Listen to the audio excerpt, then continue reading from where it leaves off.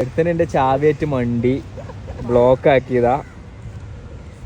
അപ്പോൾ ഗൈസ് വൈകുന്നേരം കളിക്കാൻ പോകുന്നതുകൊണ്ട് ബൂട്ട് പൊട്ടിയതുകൊണ്ട് നമ്മൾ നേരെ ബൂട്ട് തുന്നിക്കാൻ കോട്ടയൊക്കെ വിട്ടു. അങ്ങനെ നമ്മളവിടുത്തെ ഒന്ന് അങ്ങോട്ടും ഒന്ന് ഇങ്ങോട്ടും നോക്കിയപ്പോത്തിന് സംഭവം സെറ്റ്. 5 മിനിറ്റ് കൊണ്ടാണ് നമ്മളെ 2 ബൂട്ട് മൂപ്പര് തുന്നി തന്നത്. മൂപ്പര് എന്തായാലും സീനാണ്. അങ്ങനെ വീട്ടിലെത്തി സകല സാമാനങ്ങൾ എടുത്ത് നമ്മൾ നേരെ കളിക്കാൻ വേണ്ടി പാടത്തേക്ക് ഇറങ്ങിയപ്പോഴാണ് ഇങ്ങനെ ഒരു സംഭവം. സൈഡിൽ കുട്ടികൾ ഉപ്പിലിട്ട് വെക്കണ കണ്ടപ്പോൾ നിങ്ങളെ ബിസിനസ് ആണെന്ന് ചോദിച്ചത് എനിക്ക് ഓർമ്മയുള്ളൂ. ആ കാണുന്ന കുരിപ്പിന്റെ ചാവി എടുത്ത് അങ്ങോട്ട് ഊരിപ്പോയി. ഓനാണെന്നുണ്ടെങ്കിൽ എന്നോട് ഇനി ഇവിടുന്ന് എന്തെങ്കിലും പേടിച്ചാണ്ട് ഇവിടുന്ന് പോകില്ല, ചാവി തരണമെങ്കിൽ എന്തെങ്കിലും പേടിച്ചണമെന്നും പറഞ്ഞു. വല്ലാത്ത ജാതി ബിസിനസ് ട്രിക്ക് തന്നെ. അങ്ങനെ ഞാൻ കയ്യിൽ പൈസ എടുത്തിട്ടില്ല എന്ന് പറഞ്ഞപ്പോൾ എന്നോട് ഗൂഗിൾ പേക്ക് പൈസ അയച്ചോ. ഇന്റെ പച്ചിക്ക് ഗൂഗിൾ പേ ഉണ്ട്. ലാസ്റ്റ് നമ്മൾ 10 റുപ്യക്ക് അരിനെല്ലിക്ക മേടിച്ചു. ഉള്ളത് പറയാമല്ലോ, നല്ല ടേസ്റ്റും ഉണ്ടായിരുന്നു, നല്ല ക്വാണ്ടിറ്റി ഉണ്ടായിരുന്നു. ഇതിൽ കൂടി പോണവരൊക്കെ നമ്മളെ കുട്ടികളൊക്കെ സാധനം വാങ്ങണട്ടെ. എന്തായാലും ഈ ഒരു സമയത്താണെങ്കിൽ എവിടുന്നോ ഇറ്റിങ്ങൾ പെടും. അങ്ങനെ നമ്മൾ ഓർക്കും ഉപ്പിലിട്ട് ചാവി തമ്മജ്.